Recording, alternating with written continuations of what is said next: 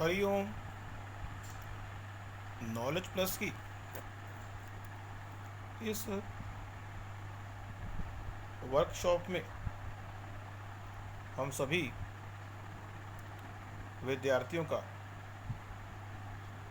स्वागत करते हैं। आज हरिओम एस्ट्रोलॉजी क्लास नंबर 11 है और क्लास नंबर 11 में हम 3 कंसेप्ट आपको बता रहे हैं। पहला कंसेप्ट है कि जो कुंडली में नंबरिंग होती है वो एंटी क्लॉकवाइज मूव करती है। जैसा कि सामने स्क्रीन पे देख देख पा रहे हैं लगन जिसको हम H1 कह रहे हैं, फिर H2 H3, इस तरह से जो मूवमेंट हो रही है और एरो का निशान भी आ रहा है वो एंटी क्लॉकवाइज है। चाहे वो मूवमेंट आपकी हाउस की हो चाहे वो भाव की हो, लेकिन मूवमेंट ऐसी ही होगी। सिर्फ फर्क ये है कि जो हाउस है वो डायनामिक रूप से अपनी जो लोकेशन है वो चेंज करता है, लेकिन जो भाव है वो लोकेशन के हिसाब से फिक्स रहता है, जैसा कि हमने ये सीख लिया। तो इसी तरह से जो प्लैनेट हैं वो भी कुंडली के एंटी क्लॉकवाइज ढंग से ही मूवमेंट करते हैं।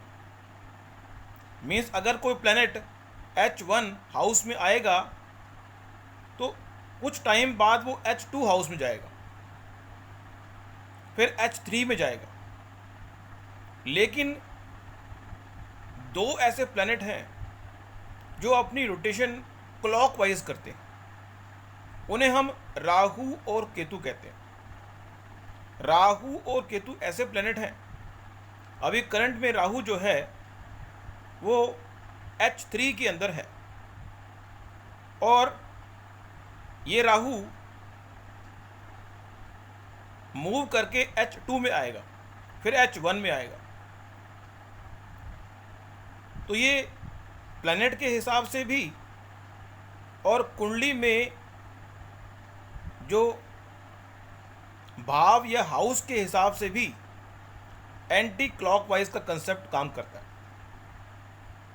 अब दूसरा कंसेप्ट ये बता रहे हैं कि जो हाउस है, एक हाउस के अंदर जब एक प्लैनेट रहता है तो 30, हम एज्यूम कर सकते हैं कि 30 दिन के लिए वो रहता है, क्योंकि एक हाउस के अंदर जो डिग्री है वो 30 डिग्री है।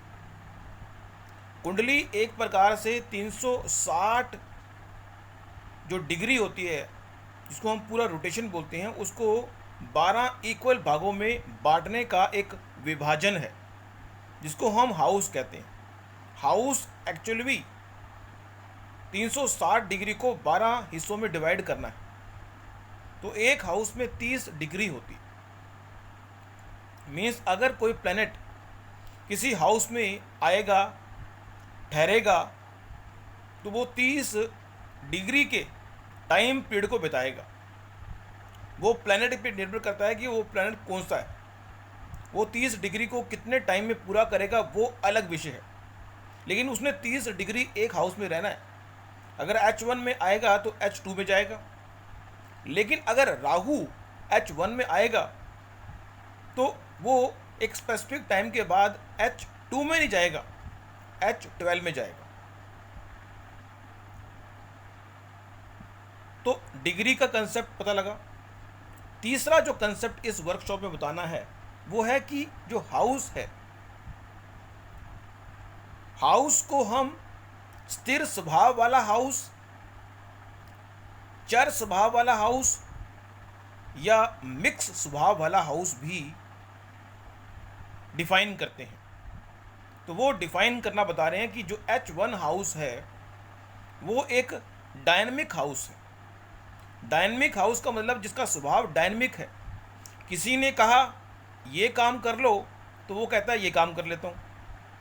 किसी ने कहा ये काम कर लो तो वो ये काम कर लेता हूँ। तो B1 की बात कर लें या H1 की बात कर लें। और ये बात भी हमने स्पष्ट कर दी कि जो B1 है ऑलवेज ग्रेटर देन H1। भाव की इंपॉर्टेंस H1 की तुलना में अधिक है। तो हम ये बता रहे थे कि जो H1 है, H1 के हिसाब से हम हाउस के बिहेवियर को चेकआउट करते हैं। H1 का जो बिहेवियर है वो डायनेमिक है, H2 का बिहेवियर जो है स्टैटिक है। अगर किसी व्यक्ति का बिहेवियर स्टैटिक होगा तो वो अपने वादे का पक्का हो। अगर किसी व्यक्ति का बिहेवियर डायनेमिक होगा तो वो अपने वादे को भूल सकता है। लेकिन अगर किसी व्यक्ति का बिहेवियर स्टैटिक और डायनेमिक दोनों है तो you have to be careful कि कब वो स्टैटिक की तरह बिहेव करेगा और कब डायनेमिक की तरह बिहेव करेगा। फिर भी बात को समझाने के लिए हम स्पष्ट कर दें कि जिस तरह से H1 हाउस का 30 डिग्री डायनेमिक बिहेवियर की बात करता है, मीन्स जब भी कोई प्लैनेट H1 में जाएगा तो उसका जो बिहेवियर होगा वो डायनेमिक होगा, और H2 में जाएगा तो स्टैटिक होगा, H3 में जाएगा तो फिर दोबारा से हाइब्रिड हो जाएगा। अब हाइब्रिड के अंदर भी कैटेगरी की हुई है। जैसा कि हमने बताया कि डिग्री, हाउस की जो डिग्री है वो 30 है। 15 डिग्री डायनेमिक रहेगा और 15 डिग्री स्टैटिक रहेगा, क्योंकि मिसलेनियस बिहेवियर है। सूक्ष्म रूप से अगर चेकआउट करना होगा तो हमें ये देखना होगा कि अगर कोई प्लैनेट H3 हाउस में जा रहा है, H3 हाउस में जा रहा है तो वो 15 डिग्री का जो बिहेवियर है उसका वो डायनेमिक रहेगा, और 15 डिग्री का जो बिहेवियर है वो स्टैटिक रहेगा। यही क्रम क्रोनोलॉजिकल H4, H5 और H6 में रिपीट होगा। मीन्स H4 में बिहेवियर डायनेमिक है, H5 में स्टैटिक है, H6 के दो पार्ट कर लिए। पहली 15 डिग्री डायनेमिक है तो अगली 15 डिग्री स्टैटिक है। H7 की अगर बात कर लें वो डायनेमिक है, H8 की बात कर लें तो फिर उसका बिहेवियर क्या हो गया, स्टैटिक। H9 की बात कर लें फिर डायनेमिक, H10 की बात करें तो डायनेमिक, H11 की बात करें तो स्टैटिक, H12 की बात करें तो हाइब्रिड। मीन्स पहली 15 डिग्री डायनेमिक है और अगली 15 डिग्री स्टैटिक है। तो आज की इस वर्कशॉप में इतना ही। नेक्स्ट वर्कशॉप में 3 कंसेप्ट और बताएंगे जो हमारी हरिओम एस्ट्रोलॉजी क्लास नंबर 12 होगी। अगर हरिओम एस्ट्रोलॉजी क्लास नंबर 1 से लेके 11 तक किसी तरह का कोई भी डाउट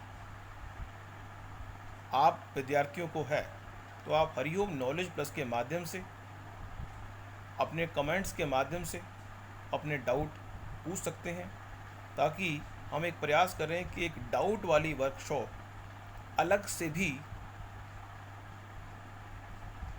एग्जीक्यूट करेंगे, बनाएंगे। लेकिन फिर भी कोई डाउट अगर छोटा मोटा है तो हम अपनी टॉक में ही उस डाउट के बारे में बता दें। Thank you so much for listening and supporting Hariom knowledge plus.